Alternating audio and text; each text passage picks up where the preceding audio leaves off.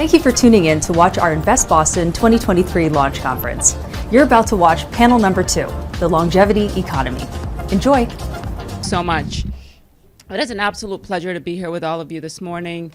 You know, as I'm listening to all of you, last night I was out of the country, yes, with the Patriots, yes, in Germany, and then in Canada. And as I landed at Logan Airport, there was just a feeling of excitement to be back home. And listening to all of you this morning amplifies that, because Boston is really, it feels like the center of the universe to me anyways. As Ryan said, my name is Helena Jakai. I'm the Executive Vice President from Meet Boston. I've been there for about 4 years. And as I go through some of the history of Meet Boston, you'll see that there's been a transformation that's quite palpable, and that is in line with what's going on in the city. So most of you know Meet Boston as the Greater Boston Convention and Visitors Bureau. It's been around for 50 years. And really was part of the Chamber of Commerce. And in 1974, we decided to go off on our own and become a 501c3, and we started doing business. And the business that we do is that we market the city of Boston both internationally and domestically. So we get to talk about all the things that you all are doing, from medicine, academia, from leisure travel, from all of the things that we do in the city of Boston and across the city of Boston. But since that time, Meet Boston has been the official destination marketing organization. And one of the things that I think sets us apart is that we're one of the 16 regional tourism councils that Massachusetts recognizes. And there are 45 of them in the city and towns and regions around us. For a company half a century old, the last 5 years, and you know that may be opinion, but my team will tell you the last 5 years has always been kind of what we focused on in terms of the trajectory of where we're going and how we're kind of reinventing how we tell the Boston story. The visitor economy in all industries and all verticals. So we focus on leisure, group, we focus on international meetings. I will tell you that we're booked until 2039. For meetings and conventions in the city. So as you see folks coming into downtown, that's the work that we do. And we bring the promise of the visitor economy to our partners, organizations, to all of you, and really making sure that we capture the stories that you all are telling within your missions and your vision.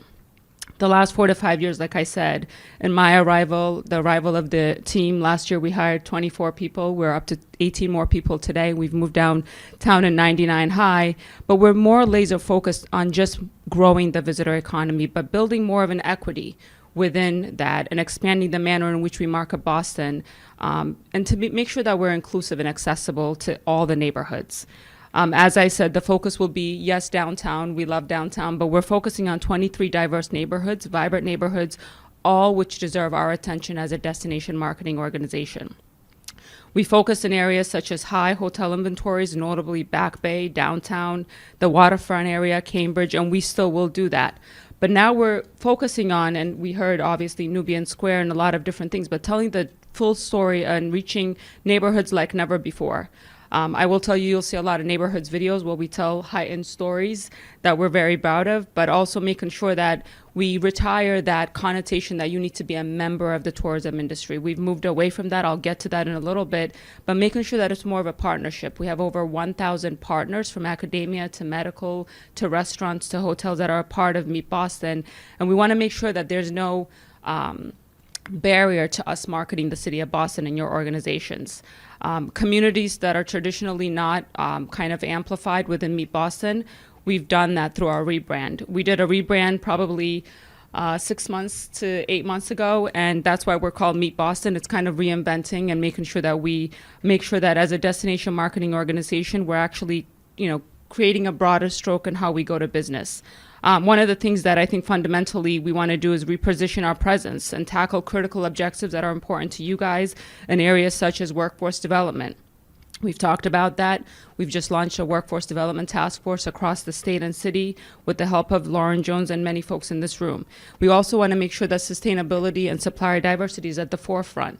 We talk about, doing business with international and domestic areas. We talk about making sure that we have meetings and conventions coming into the city, but we want to make sure contracts go to a diverse group of businesses.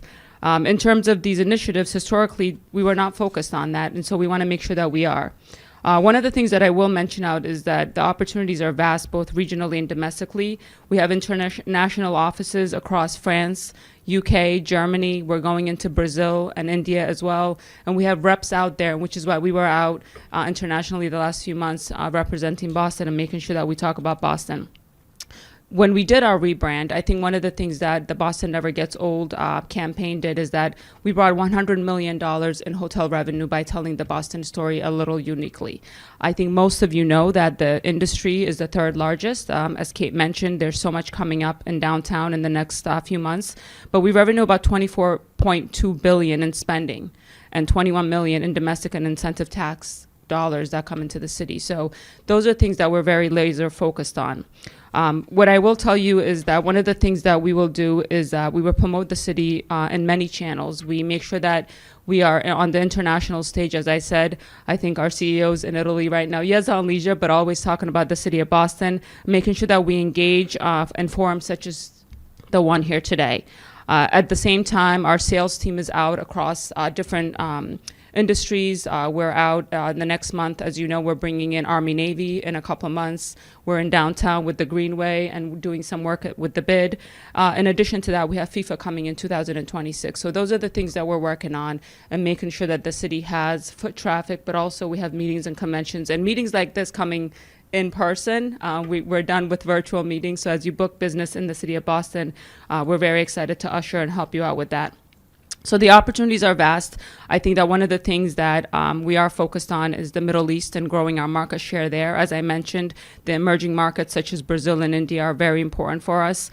And we want to make sure that you all know that when the international students come in here, even within some of the students that we work with, Boston University, Suffolk, we talked about some of the things, Northeastern, my alma mater, we are talking to them about staying in Boston, working for all of you and not leaving the city. And that's important to us. And as we work on workforce development, those are the things that we're working on. So I ask you to please get in touch with us. I've been there for about 4 years, and it's a great, or obviously a great organization, but we also want to make sure that we're telling the stories that you all are kind of focused on, which is economic development, inclusivity across 23 neighborhoods, and making sure that we're marketing the city of Boston and spreading the visitor economy across all of our city and also Massachusetts. So I'm happy to be here, Ryan, and thank you for having us. But the Meet Boston team, thank you for being here this morning, and we look forward to continuing to market you and all the things that you do throughout the city. Thanks. Well, thanks so much. I'm just going to dive right in because we got a big program still ahead of us. I wanted to give each of our panelists a chance to talk about what their role is in the longevity economy. And this is really describing how Boston is sort of leading the way in living longer, healthier lives, not just in Boston, but I'd say around the country, around the world. That's what we're here to talk about. And, you know, just briefly, Joe, Derry, and Brooks, maybe just touch on, we'll go from right to left, just touch on briefly your background in what brings you into this idea of the longevity economy. And then in a little bit, we'll talk about sort of what your plans are, what going forward. So, want to kick it off? So, is this on? There we go. So, really a pleasure to be here and to talk about why I think Boston is the future for the longevity economy of our country and perhaps the globe. I'm a cardiologist, have a training in public health as well, and I lead the Food is Medicine Institute at Tufts University. And Boston has been for a long time the center of development for blockbuster drugs. The new blockbuster medicine, or one of the new blockbuster medicines that's coming to us now, is food.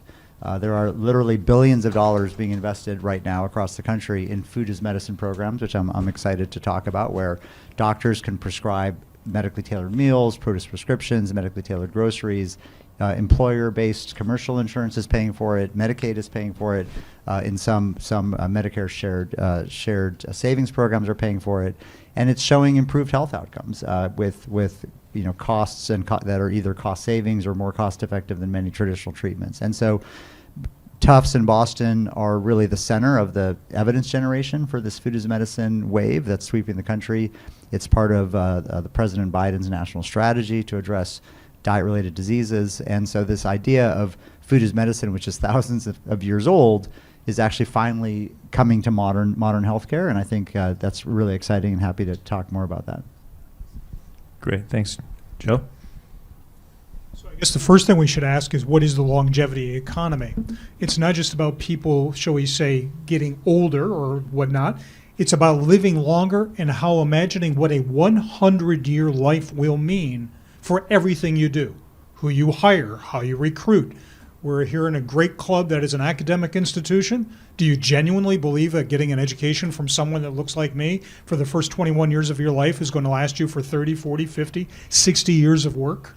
I teach urban planning. We have to rethink the infrastructure of living longer better. How we get around, where we live, what we do, where will we work. Not how many jobs will we have, but how many careers will we have. So the longevity economy is about really thinking about how life has gotten longer and changes every single assumption that you have. For those of you that are in the business community, let me put some brass tack numbers to it. The longevity economies, I've coined it basically the 60 plus control the third largest economy in the world in terms of spending power. After the GDP of the United States and China, the 60 plus. Here in the United States, the 50 plus control 68% of the discretionary spend and only get 2 to 3% of the advertising dollar. They are an emerging market hiding in plain sight. Why Boston? So I've got with a colleague, Lucio Quinto, who could not make it today, a book coming out, and Brooks is a contributor to it as well, called Longevity Hub, where we pinpoint Boston as probably the genesis of the idea of you need three things. You need thinkers, tinkerers, and doers. Boston has the unique convergence of amazing academic and research institutions to invent not just the health of aging and healthy aging, making it only a health discussion, but a larger discussion about all those other issues I talked about. The tinkerers, the startup economy, venture capital, and then finally the doers, large corporations that can bring it to scale and partner with governments where appropriate to make the longevity economy not just about living longer, better here in Boston, but seeing it as the next generation export from Boston to the world. Great. Well, thanks. First of all, I'm violating one of my hard and fast rules, which is to not sit next to Joe on panels, not because he's not a wonderful fellow, but no, you did shower, but my fashion statements are boring on a good day, but compared to Joe's, I might as well be wearing a paper bag. Hey, it's Brooks Tingle, president and CEO of a 161-year-old startup just down the street, John Hancock, and really, really excited to be here. We offer a broad range of financial solutions for folks over 10 million customers, from insurance products to investments, 401ks, things like that. But the genesis of me being here today and the excitement around Boston as a longevity economy or hub for the longevity economy is the notion of us as a company realizing that we have a great opportunity, and I would actually say a tremendous obligation, to help our customers live longer, healthier, better lives. I don't know if I'm sure life insurance is a topic you all think about every day and get very excited about, but for literally hundreds of years, the life insurance industry issued people policies and sat back and said, I sure hope those customers live long, healthy lives.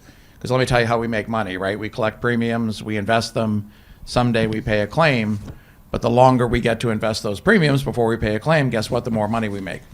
So it struck us as being profoundly irrational that we would just sit back and hope for good outcomes among our customers. And several years ago, we started creating programs to engage our insurance customers and help change those outcomes. Incentives, rewards, games, tools, technology, to help them live longer, healthier, better lives.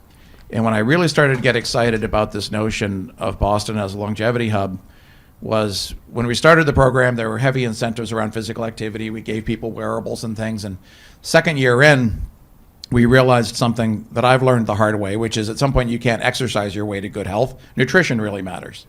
So we went and looked for the world leader in nutrition to help bring a strong nutrition thread to the offering to our customers.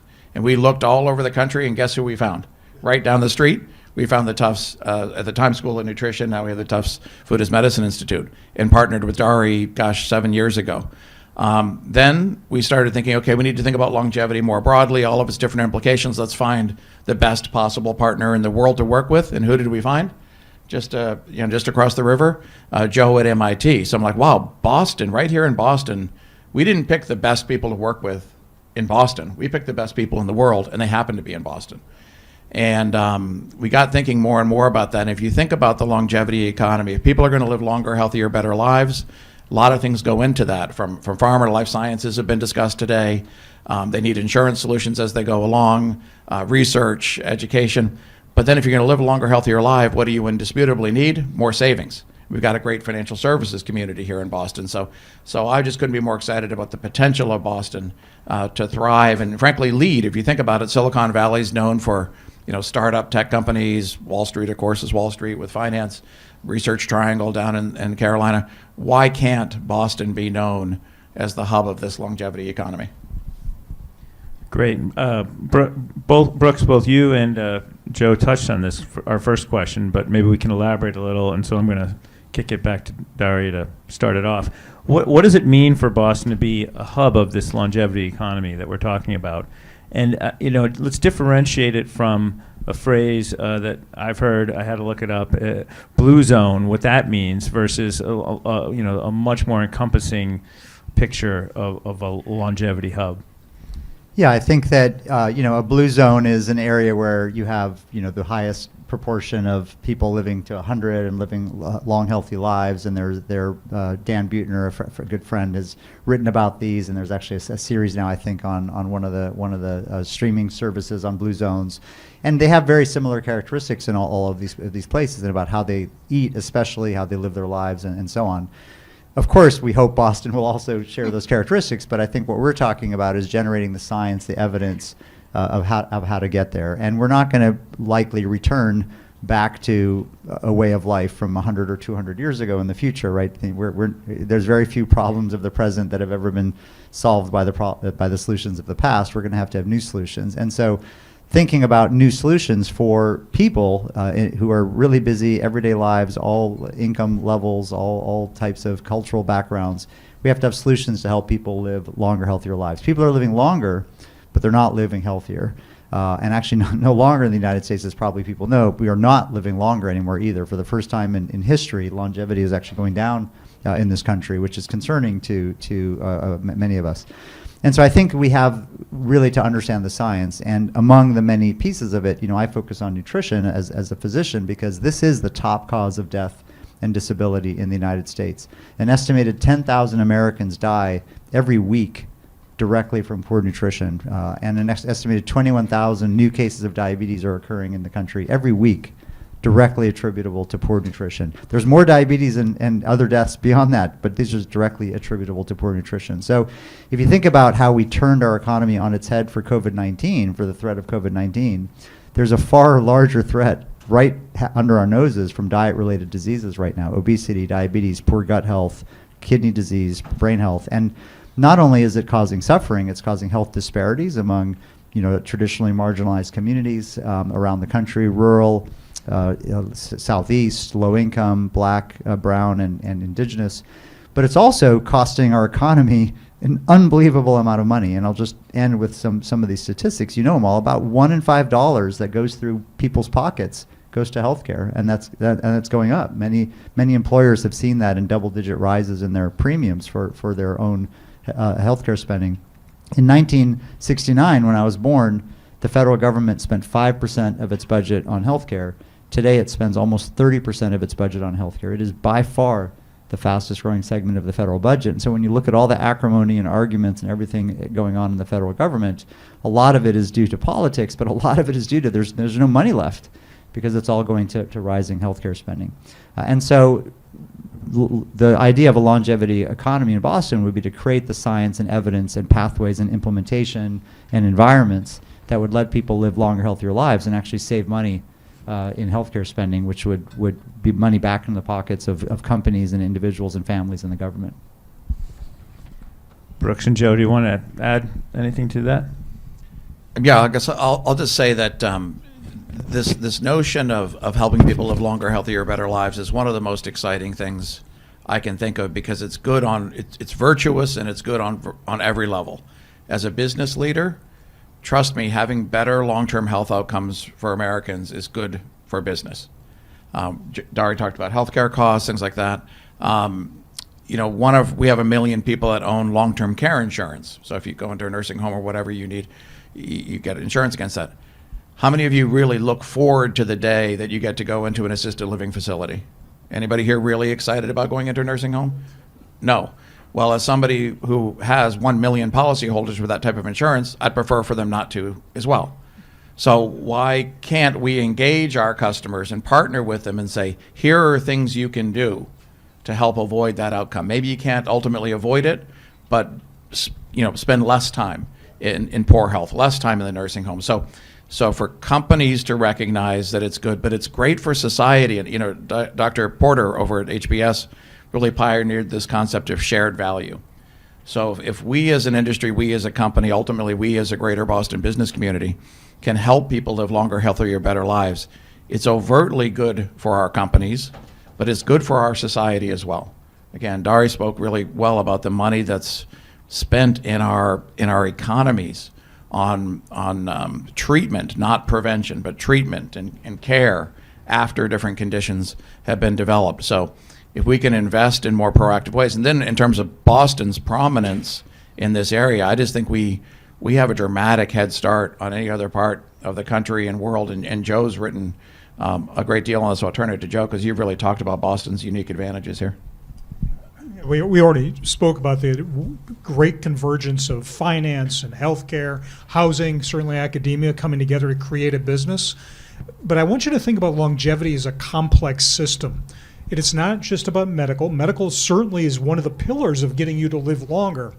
But the Blue Zone's idea is about how you live, how you socialize, who you connect with, what your daily rituals are. And while Dan Buettner provides us with amazing insights, he picks countries like Costa Rica or Icaria, Greece, where the traffic jams are sheep going across the street, not 93 or 128. So what I'm inviting all of you to think about is, from your various places in industry and government and academia and the like, is what is that complex system of how we will live longer tomorrow? Yes, longevity has decreased in the United States, but like most things, if you scratch averages, first off, how many of you are just average? Please raise your hand. Oh, wow, we're in Lake Wobegon here, I guess. No, but the fact of the matter is that longevity is the new inequality.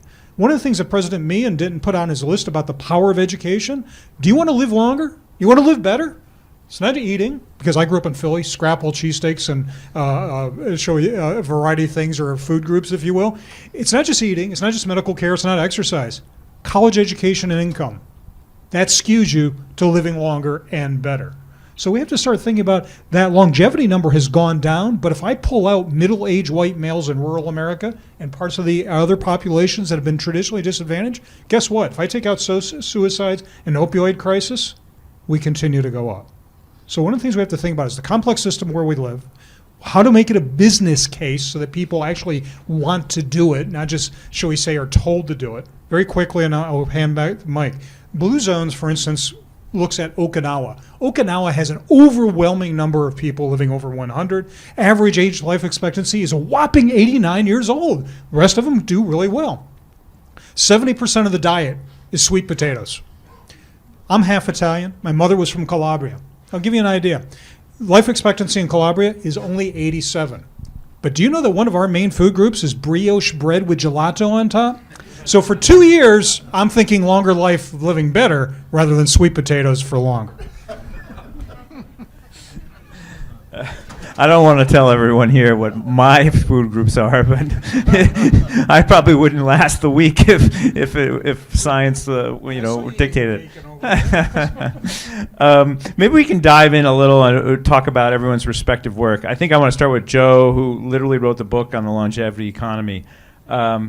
Population aging as a statistical concept only became visible in the 19th century, and so that's sparked a greater interest that I think just in our lives has really increased a lot. And how do you address the economic condition of older adults? How do you address how do you live make more fruitful use of those years? And what are the key things from your perspective that businesses can be doing? And how do you, I guess, would you say, bridge the gap between conventional wisdom and today's expectations? So believe it or not, I'm going to tell you, old age, you're going to get a kick out of this, is made up. I'm going to let that drop for a second. Do you know that British medical science, which brought it over here to North America and around the world in the 1800s and even the early 1900s, had a theory called vital force or vital energy. And the idea was that you were born with a certain amount of energy. And if you used it badly, which, by the way, for the folks in the cheap seats, means anything fun, you would drain down that energy. And what would happen in the 1800s, early 1900s, if you didn't have energy and strength? Keep in mind what the labor market was. It was physical labor. So unless you had a family to put you up, shall we say, because you could no longer work, you had to what from the labor force? You were too tired to work.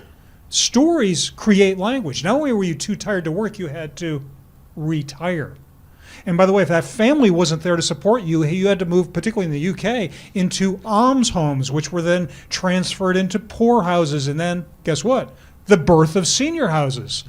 And so old age, we have been almost like a Newtonian law of physics, have put into our mind that at a certain age, at 60, 65, 67, you're done, time to go. So let's do some really quick math. Do you know that from 0 to 21, birth, and it makes it easier for some, drinking age, is about 8,000 days? From 21 to midlife crisis, 46, 47 years old, 8,000 days. There's probably a finance guy here someplace that's got quant jock, is getting the algorithm. From life crisis to that law of physics, remember, retirement, 65 is 8,000 days. But here's the thing. The fastest growing part of the population is 85 plus. And from 65 to 85 and change is 8,000 days. So if we take 0 to 21, push it off to the side, we'll call that no return on investment or youth, whatever we want to call that. We're talking about how do all of us invent 1/3 of our adult life? Because golf, beach walks, and what's the new thing? Pickleball is not going to fill 1/3 of adult life. So what is it we have to do? We have to start thinking about inventing what is that new life stage. Adolescence was made up. Childhood as we know it was made up. We made up retirement over 100 years ago. It's time for a new norm. Oh, that's interesting. It's a good way of putting it.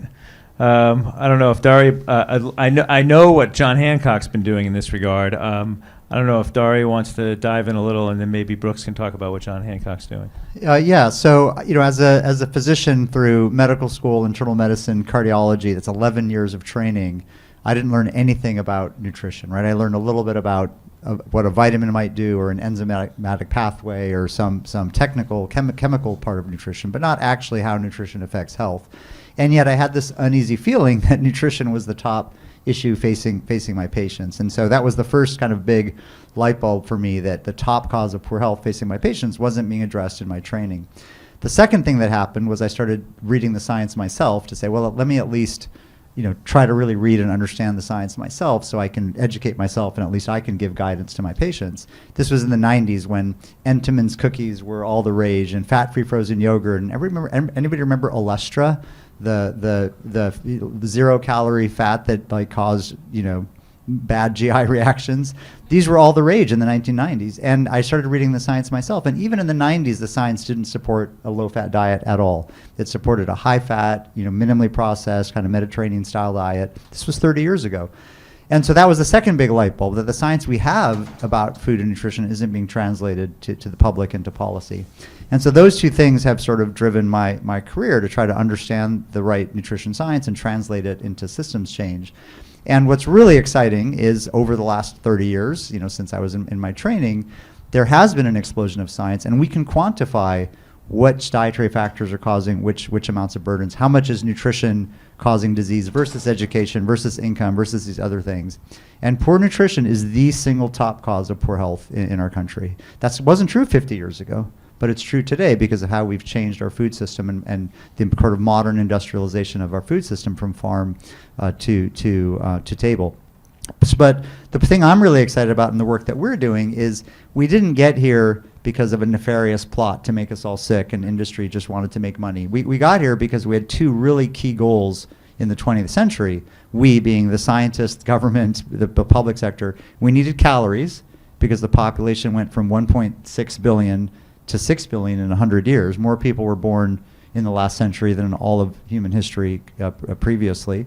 So we needed calories, and we needed vitamins, because that was the science of most of the 20th century, was vitamin deficiency diseases, things like scurvy and pellagra and rickets and these other conditions. So we created a food system to give us vitamins and calories that were cheap and inexpensive and safe. And so when you walk down the cereal aisle and you see all these starchy, inexpensive calories fortified with vitamins, that was a conscious choice.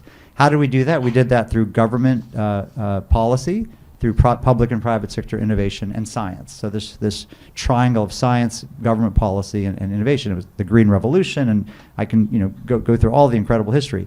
So here we are today, just 30 or 40 years later, after really the Green Revolution in our food system, and we have a new set of science about how we need to reimagine our food system again. We need to have public and private sector innovation, which is now happening in healthcare, as I've mentioned, with food as medicine. And we're starting to get government attention on this. And so in September of last year, the Biden-Harris White House, together with bipartisan leadership in Congress, held a White House conference on hunger, nutrition, and health, the first one in over 50 years, and came up with a new national strategy to reduce diet-related diseases and improve nutrition. There's a lot going on in the federal government. This is quiet. You guys probably mostly haven't even heard about it, but there's an enormous amount going on right now in the government. So what we're trying to do is create that triangle, create the science, work with business leaders like Brooks, and then also stimulate at the state level and at the national level this active government policy. And among the different policies, shifting healthcare is one of the most interesting and most important, and it's actually happening. And as just the last example I'll give of that, New York State, is about to have a waiver approved in Medicaid, probably by the end of the year. It's a $13 billion additional funding to try to test new innovative approaches, including food and healthcare. So just New York State is putting $13 billion into this in the next 5 years. And so this is really moving and really happening now, and we're excited to be sort of, in a place in Boston that can, push this forward. Great, thanks. And I'm thinking about Entenmann's cookies and getting hungry here. Brooks, we're almost out of time. Maybe you can talk a little bit about, John Hancock is doing a number of different things in this regard. Can you talk about, what you're doing and who you're partnering with to try to drive better health outcomes? It's just, people thought of John Hancock as a financial services company, but it's becoming a health company as well. Sure. Thanks, John. And I'll try to be quick. I'll start kind of narrowly around our solutions and how we're trying to put our money where our mouth is with the products and services we offer our customers. Anybody here own life insurance? It's probably like the most boring product you could own on the face of the planet, right? You buy it, you stick it somewhere, and you wait around, and someday somebody collects on it. We wanted to totally change that. The day you buy life insurance from John Hancock now, you get an app called, interestingly, the Vitality app. And that app comes with all sorts of tools and technology, but most importantly, incentives and rewards to do things that correlate with longevity. You get a certain number of steps a day, you get points. You go see your doctor for preventative screening, you get points.